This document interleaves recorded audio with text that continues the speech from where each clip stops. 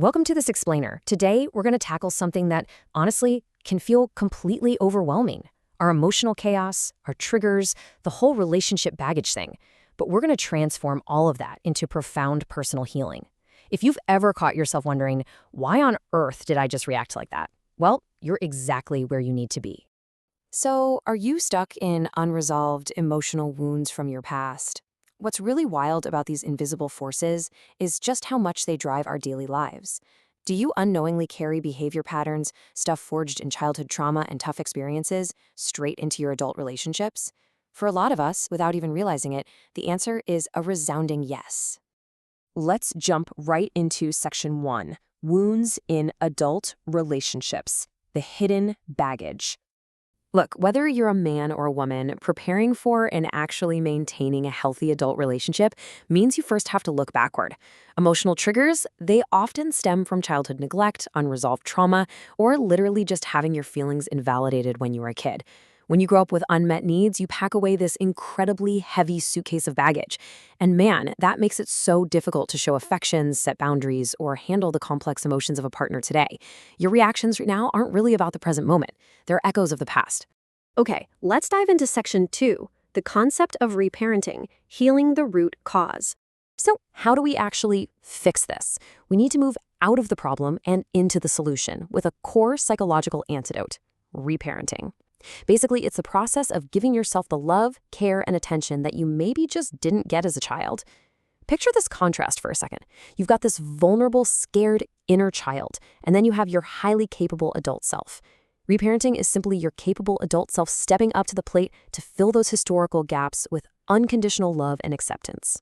Which brings us to section 3, 9 ways to reparent, the healing toolbox. To make this easy to digest, we're going to chunk these 9 tools into 3 phases: understanding your inner child, processing your emotions, and building your self-worth. Starting right off with the understanding phase, way 1 is to begin to understand your inner child. What does your child self actually feel like? Usually, they're vulnerable and scared. As kids, we build up these coping mechanisms to protect ourselves, right? But that old armor, it just doesn't fit anymore. In adult relationships, it literally limits your growth and ends up pushing your partner away. And that brings us to way 2, recognizing unhelpful patterns. Here are the practical steps to stop those dysfunctional emotional outbursts right in their tracks.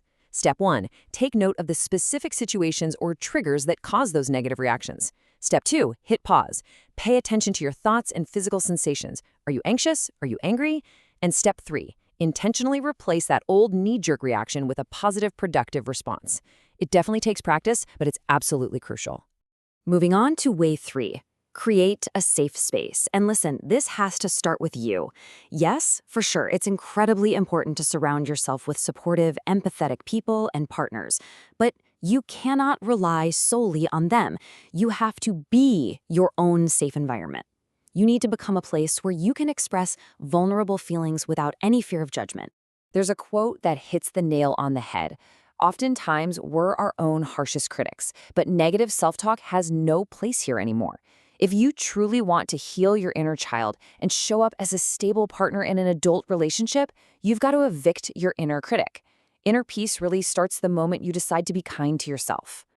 Let's move to the next phase and see how this builds. For the processing phase, way 4 is to explore and express your feelings.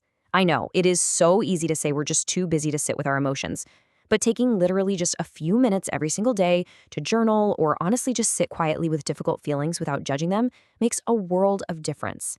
It gives you real insight into the underlying causes of your anxiety or sadness. Way 5 is to identify and reclaim your needs. Think back for a second. What didn't you get enough of? Was it validation, affection, just being seen or heard? Those unmet childhood needs are exactly what turn into your adult triggers today. Like if your partner doesn't listen to you and you just explode, that's that old wound opening right back up. Reclaiming your needs means setting healthy boundaries, prioritizing self-care, or even seeking out professional therapy to really unpack those past traumas. Now, processing also requires rest, which is way 6, connect with nature. Taking a short walk, doing some gardening, bird watching, or honestly just sitting quietly outside. Giving yourself a break from the hustle and bustle by getting out into some greenery and fresh air is just a profoundly restorative tool for your mental health. And this brilliantly illustrates way 7, which is understanding the difference between harmless and toxic coping mechanisms. Harmless coping, things like reading, going for a run, or therapy, sustains you. It heals you. Toxic coping, on the other hand, like suppressing your feelings, binge eating, or excessive drinking, might feel pretty good temporarily, but it's ultimately damaging you and your relationships. Analyzing your patterns helps you swap out those toxic habits for healthy ones. All right, now we enter the building phase. Way 8 is to embrace and celebrate your successes, no matter how small. Let me assure you, doing this work, it is daunting. Trying to break generational cycles so you can be a better partner or a better parent is incredibly hard work. You aren't aiming for perfection here. You're aiming for progress. Celebrate every single time you successfully set a boundary or even just acknowledge a hard feeling. Which brings us to way 9. Practice affirmations to rewire your mindset. Revisiting past hurts and redefining boundaries is heavy lifting. To pull it off, you have to literally rewire your brain for self-compassion. And that requires reminding yourself daily of your inherent worth and value. Consider these specific affirmations. I am worthy of love and respect. I choose to be kind to myself today. I am enough as I am. I highly encourage you to write these down and say them out loud. Practicing these every day is how you reparent yourself with the love and compassion you have always deserved. Let's wrap things up with section 4, the lifelong healing journey.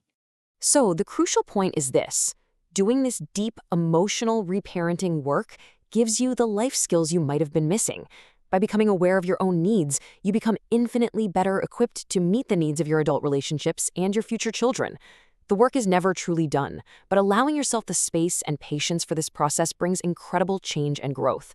It takes immense patience to heal, but it is absolutely never too late to learn how to nurture yourself. I want to leave you with this powerful final thought. Are you ready to nurture your inner child and break the cycle for your future relationships? You have the tools, you understand the 9 ways, and your capable adult self is ready to step in. It's time to start your reparenting journey. Thanks so much for joining me on this explainer, and I'll catch you next time.